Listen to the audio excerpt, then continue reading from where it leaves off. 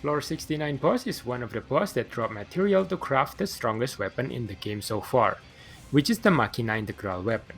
However, this boss has over 200 million HP, which means that we need to be really strong to be able to deal enough damage to contribute to our party, which means that you need to have a very good DPS sword skill, ability skills, and high level equipments that will take a long time and good amount of luck. But if you don't have those DPS skills, you can still contribute to your party by tanking the boss, so that your party member can deal damage to the boss more comfortably. I have a previous video showing how to tank the boss on floor 85, but when I used that tank set in this boss, I got decimated very quickly because the boss damage is higher than the amount that I can heal. We can probably sustain the damage if we spam the life potions, but it is hard to stop these potions as we only get a limited number of them from the events.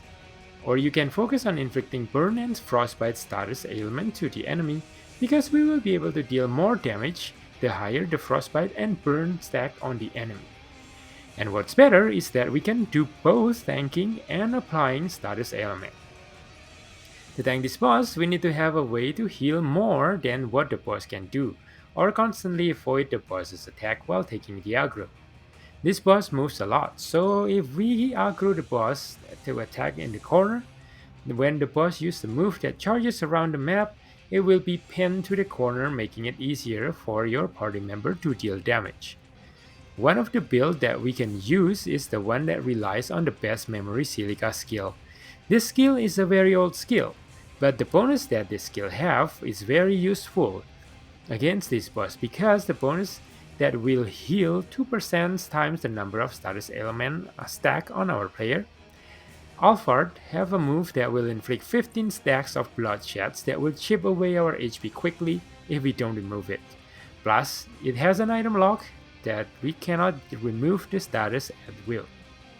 With the best memory silica skill burst, it will remove the bloodsheds that the enemy inflict on us plus heal the amount of HP by a lot.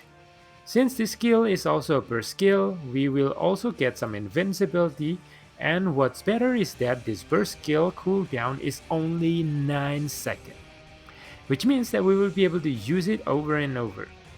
When the boss HP drops to 50%, it will start using a huge AoE break move that will deal a lot of damage and cannot be avoided.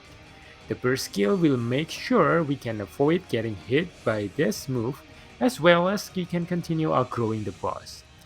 With these skills, we don't need to worry about the bloodsheds that the boss inflicts on our player. But this boss can also inflict petrifications on our player, which will make it difficult for us to activate the burst sequence as well as keeping the aggro on the boss. So if you want to survive tanking this boss, you will also need some ability skill or active skill that gives us petrify resistance as well. If you have those skills with some practice, you will be able to tank the boss without using any potions. Of course, you will need skill that can aggro the boss and some skill that can activate your best memory silica skill. You can also use ability skill that will heal or reduce the bleed damage to increase your survivability, but you don't want bleed resistance because we need those bloodsheds to heal ourselves. The second role that any floor 69 party need is someone that can inflict burn and frostbite on the boss. Because as mentioned before, this boss will take more damage the higher burn and frostbite stack that it has. Thus, we want to maintain the frostbite and burn stack on the boss and increase them as fast as possible. And this is where the best memory silica skill once again will be very helpful because the second bonus that its skill has will increase any status elements on the enemy by 10 when we use the burst skill. So, not only will it heal us, it will also help your team deal more damage by increasing the burn and frostbite that you or your teammate inflicted on the boss. The best skill that we can use to inflict the status element on the boss are the Off on an Adventure Yuki, Peak Sleepiness Silica, and Road to Promotion Yui. Because this skill can inflict all status ailment, and their connect effect can increase the stack by 30 stack when we use all 3 connect skills, which means that we can get max stacks really fast. Unfortunately, I don't have those skills, so I have to use a different skill to apply status ailment to the enemy. This is a sample build that I used to tank this boss using the best memory silica skill. I use this Snow Singer Yuna on switch, since this skill can always inflict frostbite when I use on switch. The then a Connect Dagger skill equipped with a 2 Dark Element skill to activate the best memory silica burst, and of course the best memory silica skill, and this Dive skill to aggro the boss. Unfortunately, I don't have a skill that can consistently inflict burn to the enemy that I can add to my set, so I will need to rely on my teammate to inflict burn. On my ability, I will use this skill that can heal me and skill that can give me Petrify resistance. I also equip another skill with Petrify resist on the ring, and the ring itself has a Petrify resistance as well, so it gives me more than 100% Petrify resistance. What's better, with my Dark Connect skill I can also fulfill the burst requirement for the Mother Rosary full burst skill that I can use on my second set so that I can help DPS the boss as well.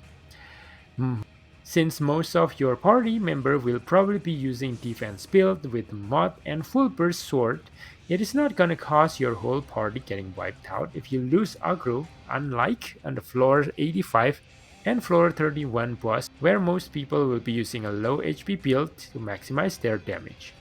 Alternatively, I can use my second set to inflict burn using the Black Pioneer Kirito, which is surprisingly good for this boss too, because this is a burst skill, so it can help us avoid damage, it guarantees burn on the enemy, and can collect aggro so we don't need to use any other aggro skill.